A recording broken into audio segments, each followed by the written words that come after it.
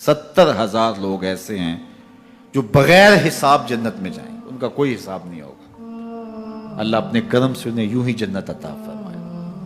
सहाबा ने अर्ज़ की, या रसूलल्लाह सल्लल्लाहु अलैहि वसल्लम वो कौन है? तो आका करीम ने शरफ में, कानू ला यक्तवून, ये वो लोग हैं जो अपने जिस्म पे दाग नहीं लगाते, मखसूस निशान जिस्म पे लगा लेते हैं। ये फलां बुजुर्ग की निशानी है, ये फलां जो है वो शहीद की निशानी है।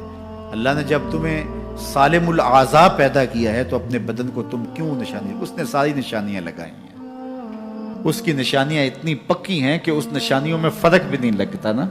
ये तुम्हारे अंगूठे की निशानी है, 6 अरब इंसानों को ले आओ, निशान अंगूठा ले आओ, किसी एक का भी नहीं मिलेगा। ये निशानी तुम्हारे रब ने लगाई। जैसी सूरत तुम्हारी है ऐसी सूरत किसी और की नहीं बनाई, तुम्हें मुनफरद बनाया। इसमें पूरी कायनात में सारे लोग तुम्हारे जैसे हैं लेकिन तुम फिर भी अलग दिखाई देते हो।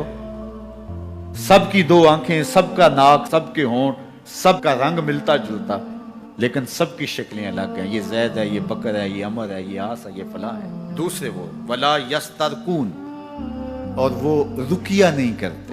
ये छू मंतर, जादू टूना, हर वक्त आमलों के पास भागे फिरते हैं और वो उन्हें जो है वो गलत सलत टोट के टूने बताते हैं और वो करते रहते हैं।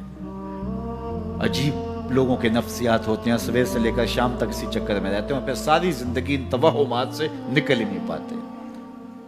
अल्लाह ने तुम्हें पैसे दिए हैं, नई गाड़ी तुमने खरीदी है, छोटे बच्चे का जूता क्यों बांध दिया आगे तुमने? जूता बांधने से अगर ये एक्सीडेंट से, हादसे से गाड़ी बच सकती होती है तो फिर पाकिस्तान के जितने PIA के जहाज हैं सब पर बांध देना चाहिए, सब पे जूते लटके हुए हो। अजीब तुमने फलसफा तराशा। किसी ने जो है वो काली रंग की पट्टी बांध दी नीचे, इससे इसको नजर नहीं लगेगी। घोड़े के पांव के नीचे जो खुरी लगी हुई होती है, कुछ लोगों ने अपने घरों में वो बांधी हुई होती है कि इससे हमारे घर के अंदर कोई मुसीबत नहीं आएगी, कोई तकलीफ नहीं आएगी। किसी ने हंडिया अपने घर के ऊपर उल्टी रखी हुई होती है, ये हंडिया बचा लेगी। और मियाँ हंडिया क्या बचाएगी तुझे? अल्लाह के कहर से कुछ नहीं बचा सकता।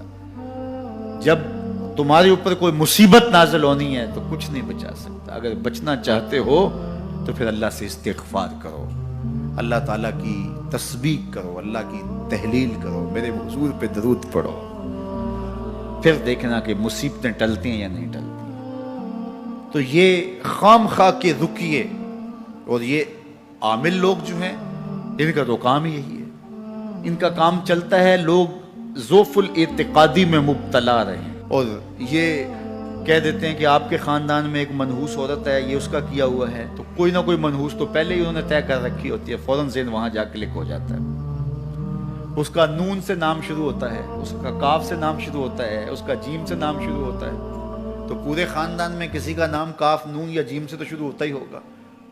या दोस्तों में तो फ़ौरन ज़हन जो है उधर मुंतकिल हो गया।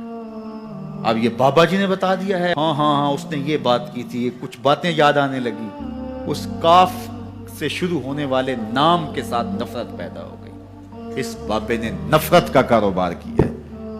इसने तो 100 रुपए 200 रुपए ले लिए लेकिन 2 इंसानों के अंदर नफरत डाल दी। इसका गिरबान कल कयामत के दिन पकड़ा जाएगा। इन मलंगों के पास, इन ज़ोफ़ुल इत्तिक़ादी को फैलाने वालों के पास कभी ना जाओ।